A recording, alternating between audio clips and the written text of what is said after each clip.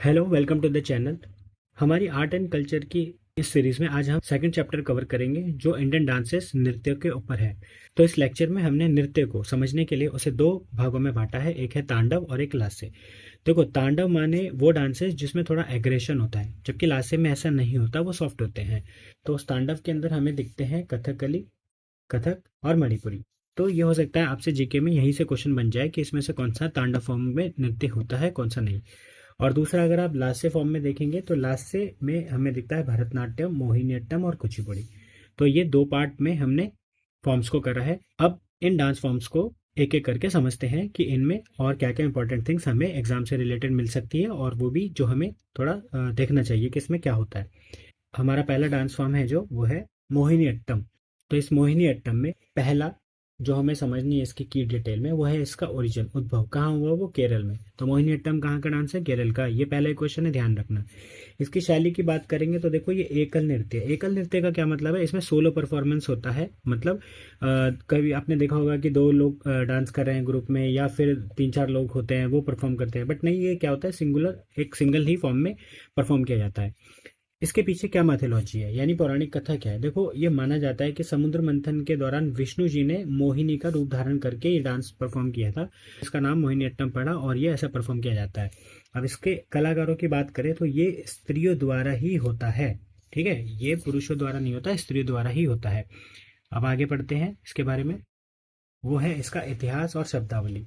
अगर हम इसकी बात करें तो देखो, ये 17वीं सदी में इसकी इसकी जो कृतियों यानी व्यवहारमाला और घोष यात्रा में इसका जिक्र हमें मिलता है। इसका उद्भव केरल के मंदिरों में उन परंपराओं से हुआ था जहां स्त्रियां नृत्य के माध्यम से मंत्रों को अभिव्यक्त करती थी।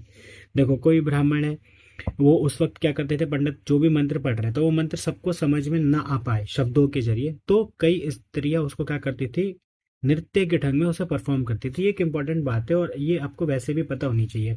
अब आता है इसका वैकल्पिक नाम। देखो, इसको इसके और भी नाम है, जैसे अर्थशास्त्र, कौटिल्य का अर्थशास्त्र एक बुक का नाम है, ये भी जीके के लिए क्वेश्चन है आपके पास। तो कौटिल्य के अर्थशास्त्र में इन्हें देवदासिया कहा गया है। इसे दासियट्टम और तेवडी अट्टम के नामों से भी जाना जाता है। टेम्पल डांसेस में स्त्री मंदिर नृत्य हमें दो और देखने को मिलते हैं, एक है नंग्यार कूथू और काई कोट्टिकली।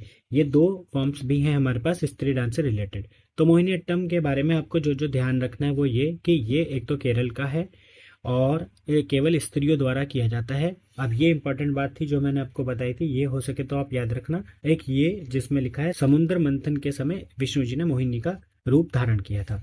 ये दो बातें इंपॉर्टेंट है। बाकी क्वेश्चन के हिसाब से जो पेपर में एसएससी, सीजीएल या सीएचएसएल में पूछा जाएगा तो वो ज़्यादा से इतना ही पूछता है वो कि कहाँ का फॉर्म है ये, तो केरल का फॉर्म लिख सकते हो आप, एकल नृत्य है, स्त्रियों द्वारा किया जाता है, छोटे क्वेश्चन।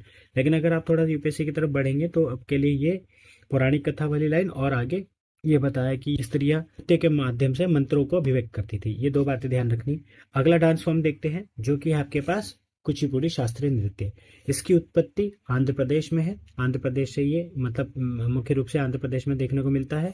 और इसका विषय क्या है, थीम क्या है इसमें? देखो, कृष्ण लीला को अभिव्यक्त किया जाता है इसमें। ये फीस नहीं है, पीस है। पीस ऑफ रेजिस्टेंस माना जाता है इस नृत्य को, ये पूछ सकता है आपसे। अब इसमें जो मेन जो फैक्ट है वो ये है कि इसमें शरीर संतुलन और पद कौशल पर ध्यान दिया जाता है। 17वीं सदी में वैष्णव कवि सिद्धेंद्र योगी ने यशगान के रूप में कुचिपुड़ी को साकार रूप दिया। तो ये इसके बारे में इंपॉर्टेंट बातें थी। आगे बढ़ते हैं। अगला नृत्य है हमारे पास कथकली शास्त्रीय नृत्य। कथकली शास्त्रीय नृत्य केरल के सामाजिक और धार्मिक रंगमंचीय कला के रूप में इसका उद्भव हुआ है। चाक्यार कुथु और कडियारट्टम, कृष्णाट्टम और रामनाट्टम केरल की कुछ और निष्पादन कलाएं हैं। अब महानचेरी मंदिर के भित्ति चित्रों में यह नृत्य प्रस्तुत किया गया। मतलब एक मंदिर है, उस मंदिर की दीवारों पर भी क्या है, इस नृत्य के चित्र बने हुए हैं। कथकली केरल की युद्ध कलाओं का ऋणी माना जाता है। ये बात आपको याद रखना। हमने पीछे करा था ना तांडव और वो तांडव और लास्य में, तो देखो आप इसमें देखो युद्ध कलाओं का ऋणी माना जाता है। ये ध्यान रखना आपको। कथकली की और कुछ कैरेक्टरिस्टिक, नृत्य, संगीत और अभिनय का मिश्रण है ये। कर्नाटक संगीत का इसमें प्रयोग होता है। महाकाव्यों की कथाएं इसमें यूज की जाती हैं, उस पर परफॉर्म होता है। और ये देखो पुरुषों द्वारा होता है, जैसे मोहिनीअट्टम स्त्रियों द्वारा होता है वैसे ये पुरुषों द्वारा होता है। अब सोपान संगीत, इसका सोपान संगीत में मंदिर के गर्भगृह की, ये गर्भगृह वगैरह हम मंदिर वाले चैप्टर में समझेंगे। फिलहाल ये समझना, मंदिर में गर्भगृह की ओर जाने वाली सीढ़ियों पर भक्तिपूर्ण इसका गाना होता है, ये गान गाया जाता है। ये व्याख्यात्मक नृत्य है, ये भी इंपॉर्टेंट बात है, याद रखना, ये यूपीएससी के पर्पज से इंपॉर्टेंट बात है। ओवरऑल ये सभी चीजें कहीं ना कहीं थोड़ा बहुत इंपॉर्टेंस रखती हैं। नेक्स्ट है हमारे पास भरतनाट्यम। अब भरतनाट्यम में देखो, यह नृत्य लगभग 2000 साल पुराना माना जाता है। इसकी शुरुआत भरत मुनि के नाट्य शास्त्र, एक तो क्वेश्चन यही हो जाएगा कि नाट्य शास्त्र किसने लिखा है, ठीक है, तो भरत मुनि के नाट्य शास्त्र से इसकी शुरुआत मानी जाती है। साहित्यिक प्रमाण देखें तो नंदिकेश्वर के अभिनय दर्पण में भी इसका क्या है, इसकी व्याख्या मिलती है, ये भी इंपॉर्टेंट है, ये भी ध्यान रखना है। चिदम्बरम मंदिर के गोपुरमों पर भरतनाट्यम की मुद्राएं दिखाई देती हैं, ये इंपॉर्टेंट बात है, ये भी याद रखनी है। इसमें तकनीक की बात करें तो इसमें चारी व करण को प्रस्तुत किया जाता है, चारी करण, ठीक है।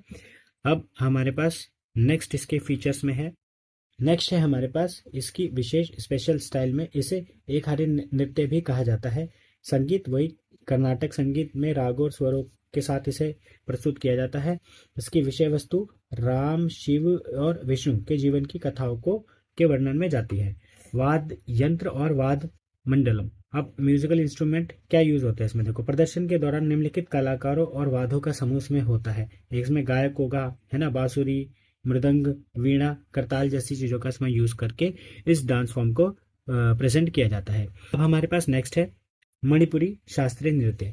मणिपुरी शास्त्रीय नृत्य जिसे हम थांगता, जो कि एक युद्ध नृत्य माना जाता है, इसको देखो पेयर में होता है, जैसे ये माएबा और गामिबी या फिर पुजारी पुजारिन ऐसे परफॉर्म होता है। ये इसमें राधा कृष्ण रास नृत्य रूप में इसे परफॉर्म करते हैं। इसे संकीर्तन नृत्य के रूप में प्रस्तुत करते हैं और चोलोम संकीर्तन परंपरा का प्रयोग इसमें होता है।